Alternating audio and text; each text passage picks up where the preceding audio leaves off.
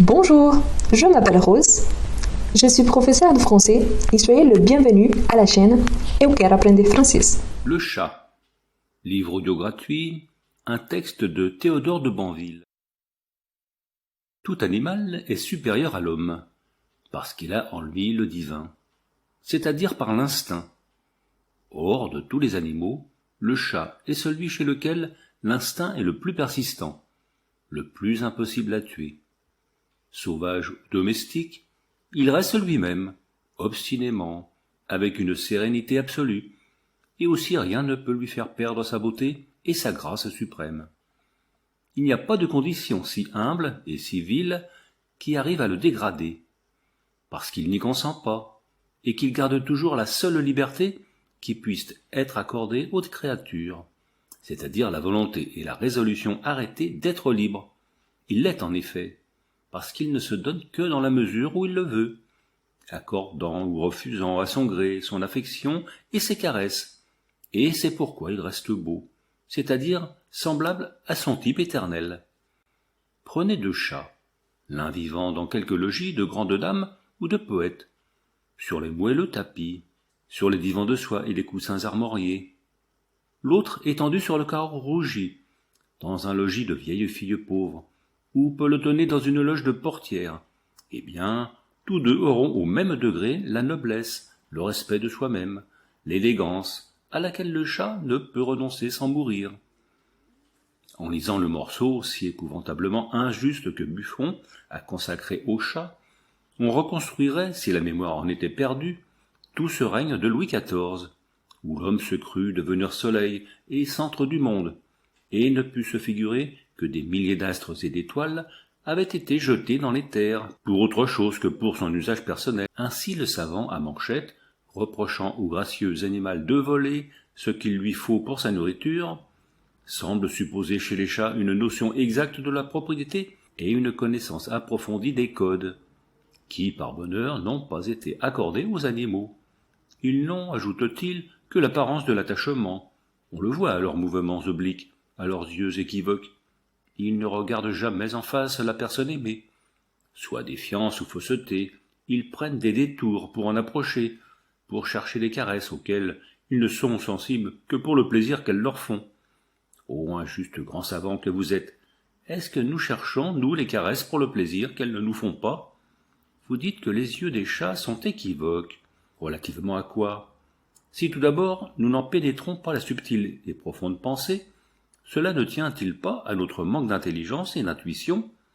Ainsi le savant à Manchette, reprochant au gracieux animal de voler ce qu'il lui faut pour sa nourriture, semble supposer chez les chats une notion exacte de la propriété et une connaissance approfondie des codes, qui, par bonheur, n'ont pas été accordés aux animaux. Ils n'ont, ajoute-t-il, que l'apparence de l'attachement. On le voit à leurs mouvements obliques, à leurs yeux équivoques. Ils ne regardent jamais en face la personne aimée. Soit défiance ou fausseté, ils prennent des détours pour en approcher, pour chercher les caresses auxquelles ils ne sont sensibles que pour le plaisir qu'elles leur font. Ô injuste grand savant que vous êtes, est-ce que nous cherchons, nous, les caresses pour le plaisir qu'elles ne nous font pas? Vous dites que les yeux des chats sont équivoques. Relativement à quoi? Si tout d'abord nous n'en pénétrons pas la subtile et profonde pensée, cela ne tient-il pas à notre manque d'intelligence et d'intuition? Quant au détour, mais le spirituel Alphonse Karr a adopté cette devise charmante, je ne crains que ce que j'aime, et comme on le voit, le chat, plein de prudence, l'avait adopté avant lui.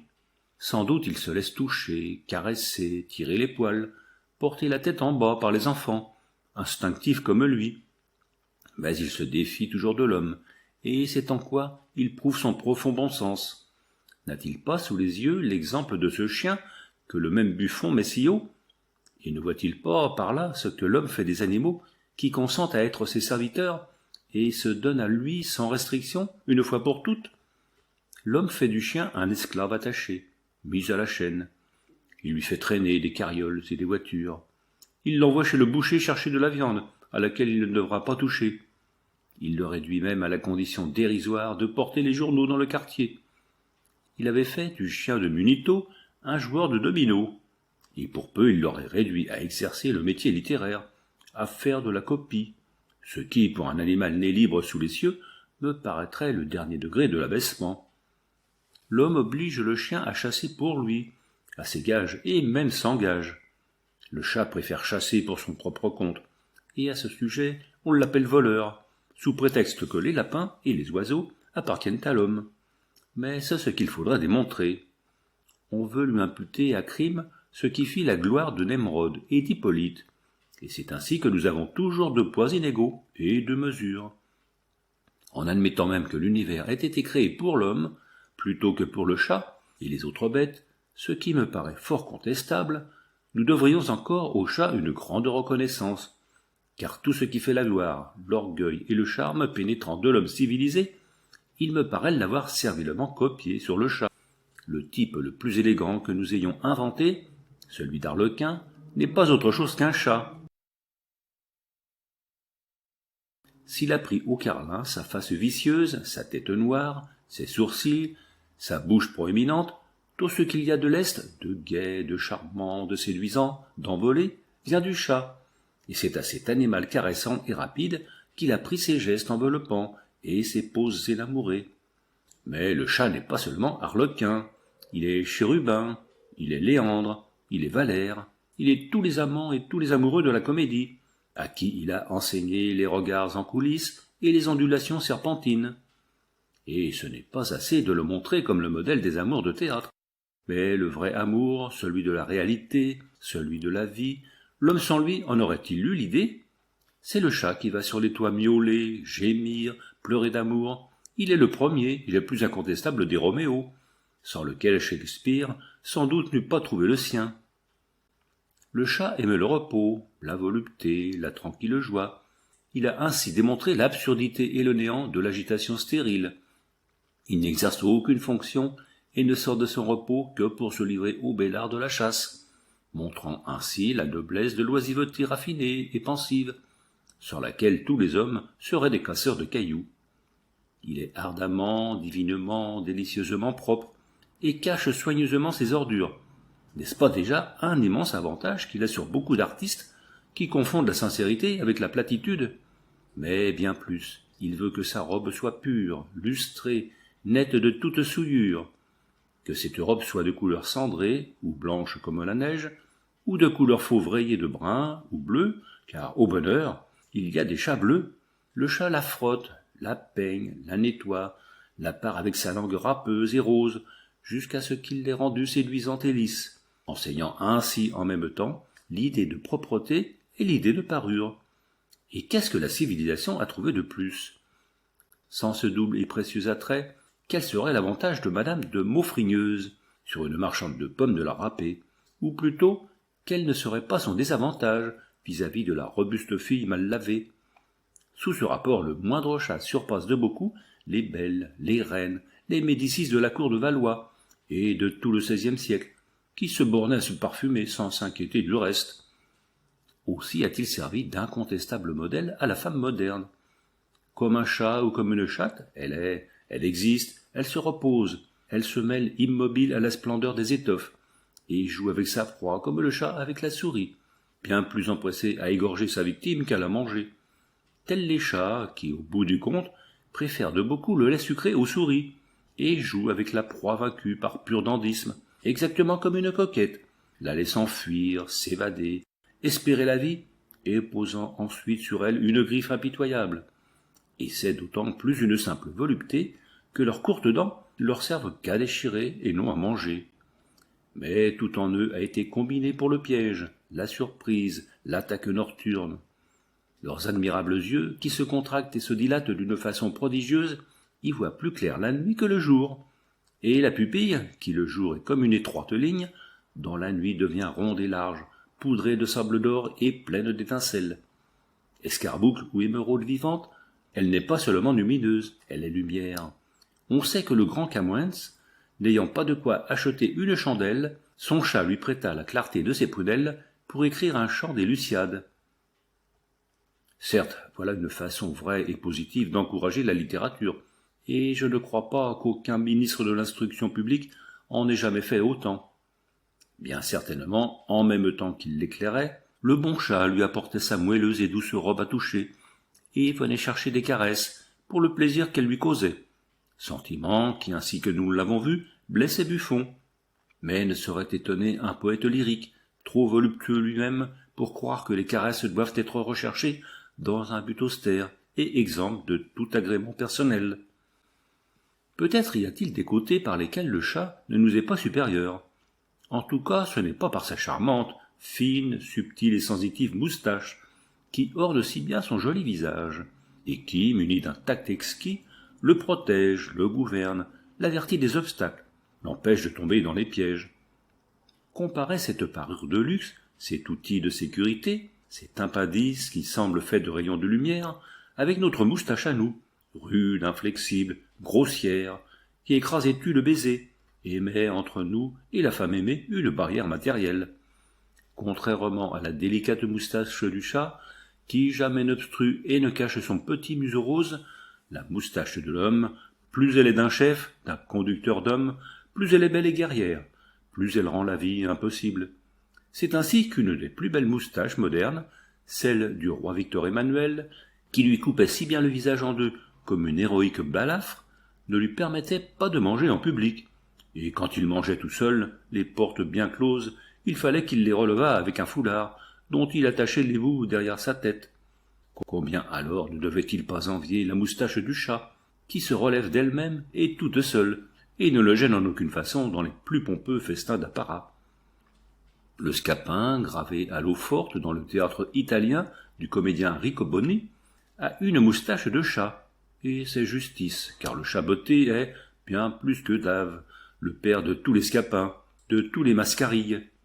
À l'époque où se passa cette belle histoire, le chat voulut prouver, une fois pour toutes, que s'il n'est pas intrigant, c'est non pas par impuissance de l'être, mais par un noble mépris pour l'art des Mazarins et des Talleyrand.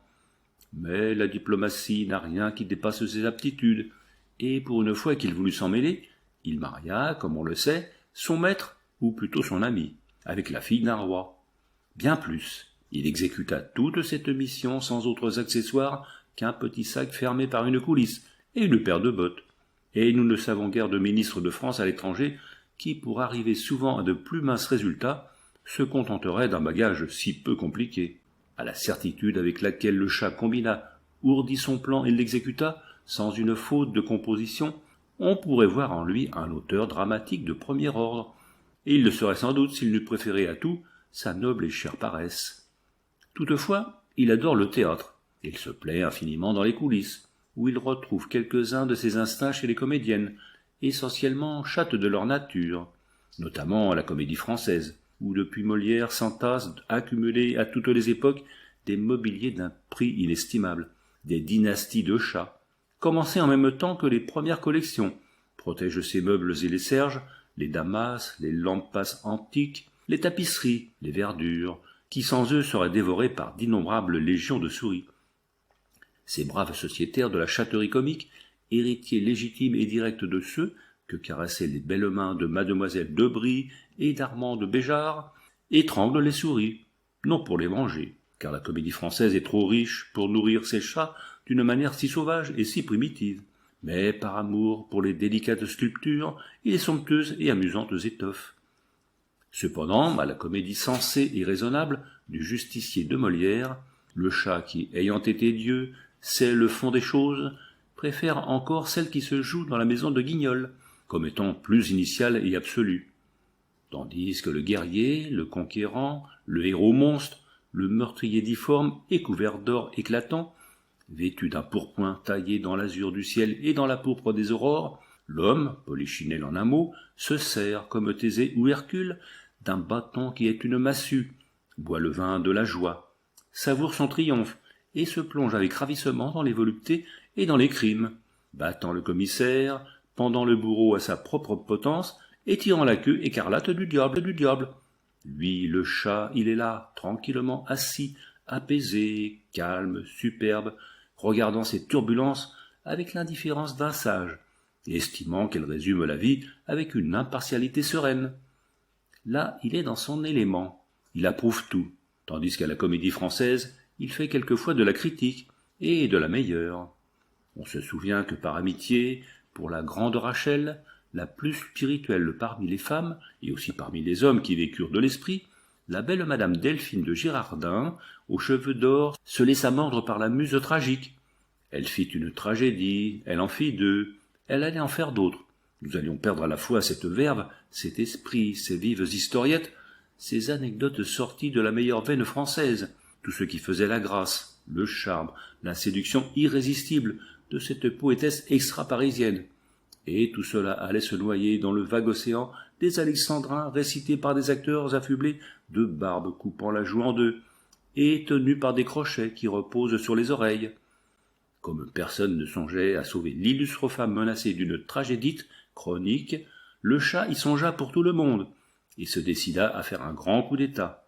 Au premier acte de Judith, tragédie et précisément au moment où l'on parlait de tigre, un des chats de la comédie française, je le vois encore, maigre, efflanqué, noir, terrible, charmant, s'élança sur la scène, sans y avoir été provoqué par l'avertisseur, bondit, passa comme une flèche, sauta d'un rocher de toile peinte à un autre rocher de toile peinte, et dans sa course vertigineuse emporta la tragédie épouvantée, rendant ainsi à l'improvisation éblouissante, à la verve heureuse, à l'inspiration quotidienne, à l'historiette de Tallemant, des Réaux, merveilleusement ressuscitée, une femme qui, lorsqu'elle parlait avec Méry, avec Théophile Gautier, avec Balzac, les faisait paraître des causeurs pâles.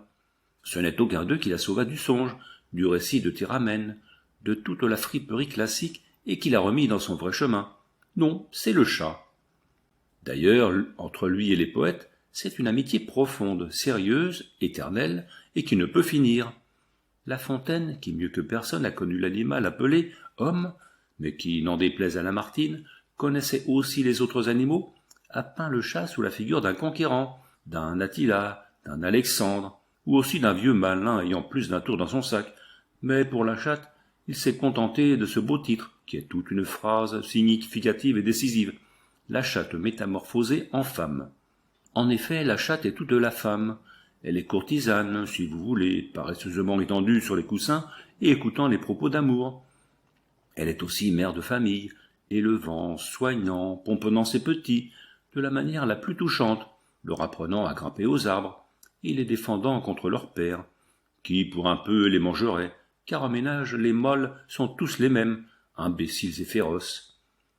Lorsqu'à Saint-Pétersbourg, les femmes, avec leurs petits museaux rosés et rougis, passent en calèche, emmitouflées des plus riches et soyeuses fourrures, elles sont alors l'idéal même de la femme, parce qu'elles ressemblent parfaitement à des chattes. Elles font ronron, miaulent gentiment, parfois même égratignent, et comme les chattes, écoutent longuement les plaintes d'amour, tandis que la brise glacée caresse cruellement leurs folles lèvres de rose. Le divin Théophile Gautier, qui en un livre impérissable nous a raconté l'histoire de ses chats et de ses chattes blanches et noires, avait une chatte qui mangeait à table, et à qui l'on mettait son couvert. Ces chats, très instruits comme lui, comprenaient le langage humain, et si on disait devant eux de mauvais vers, frémissaient comme un fer rouge plongé dans l'eau vive. C'étaient eux qui faisaient attendre les visiteurs, leur montraient les sièges de damas pourpre, et les invitaient à regarder les tableaux pour prendre patience. Ne sachant pas aimer à demi, et respectant religieusement la liberté, Gautier leur livrait ses talons, son jardin, toute sa maison, et jusqu'à cette belle pièce meublée en chêne, artistement sculptée, qui lui servait à la fois de chambre à coucher et de cabinet de travail. Mais Baudelaire, après les avoir chantés dans le sonnet sublime, où il dit que l'Érèbe les eût pris pour ses coursiers, si leur fierté pouvait être assouplie un joug, Baudelaire l'éloge plus magnifiquement encore que ne le fait son ami, comme on peut le voir dans son 52e poème intitulé « Le chat ». Dans ma cervelle se promène, ainsi qu'en son appartement, un beau chat fort doux et charmant. Quand il miaule, on l'entend à peine. Tant son timbre est tendre et discret, mais que sa voix s'apaise ou gronde, elle est toujours nette et profonde. C'est là son charme et son secret. Cette voix qui perle et qui filtre dans mon fond le plus ténébreux, me remplit comme un verre nombreux, et me réjouit comme un filtre. Logé dans la cervelle du poète de spleen et idéal, certes ce n'est pas un honneur à dédaigner, et je me figure que le chat devait avoir là une bien belle chambre, discrète, profonde, avec de moelleux divans, des ors brillants dans l'obscurité, et de grandes fleurs étranges. Plus d'une femme sans doute y passa et voulut y demeurer, mais elle était accaparée pour jamais par ces deux êtres familiers et divins, la poésie et le chat, qui sont inséparables. Et le doux être pensif et mystérieux habite aussi dans la plus secrète solitude des cœurs féminins, jeunes et vieux. Dans l'école des femmes de Molière, lorsque Arnolphe revient dans sa maison, s'informe de ce qui a pu se passer en son absence et demande anxieusement quelle nouvelle. Agnès, la naïveté, l'innocence, l'âme en fleurs, encore blanche comme un lys, ne trouve que ceci à lui répondre. Le petit chat est mort. De tous les événements qui se sont succédés autour d'elle, même lorsque le rusé amour commence à tendre autour d'elle son filet aux invisibles mailles, elle n'a retenu que cette tragédie, la mort du petit chat, auprès de laquelle tout le reste n'est rien. Et connaissez-vous un plus beau cri envolé que celui-ci? C'est la mère Michel qui a perdu son chat. Les autres vers de la chanson peuvent être absurdes, ils le sont, et cela ne fait rien. En ce premier vers sinistre et grandiose, le poète a tout dit, et il a montré la mère Michel désespérée, tordant ses bras, privée de celui qui dans sa vie absurde représentait la grâce, la caresse, la grandeur épique, l'idéal sans lequel ne peut vivre aucun être humain. Tout à l'heure elle était la compagne de la rêverie, du rythme visible, de la pensée agile et mystique. Elle n'est plus à présent qu'une ruine en carton couleur d'amadou, cuisant sur un bleuissant feu de braise un miroton arrosé de ses larmes ridicules.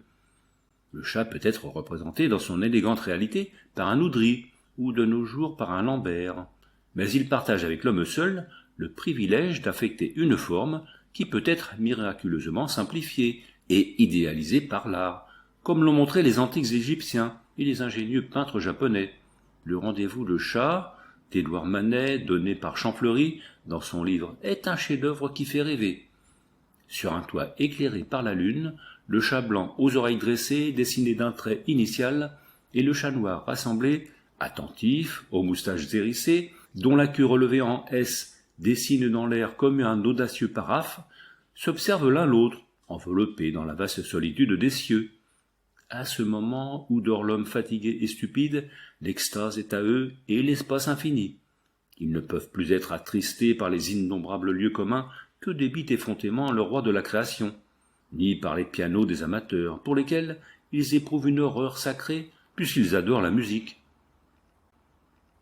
La couleur du poil, qui chez le chat sauvage est toujours la même, varie à l'infini et offre toutes sortes de nuances diverses chez le chat domestique.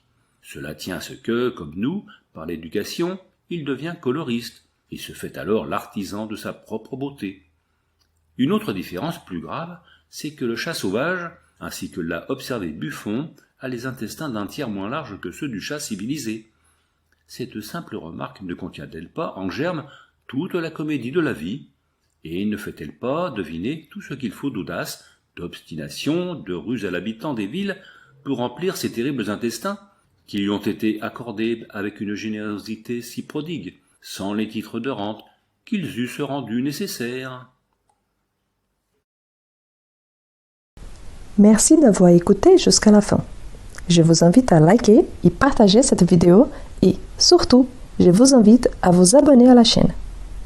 N'oubliez pas de laisser vos impressions en commentaire.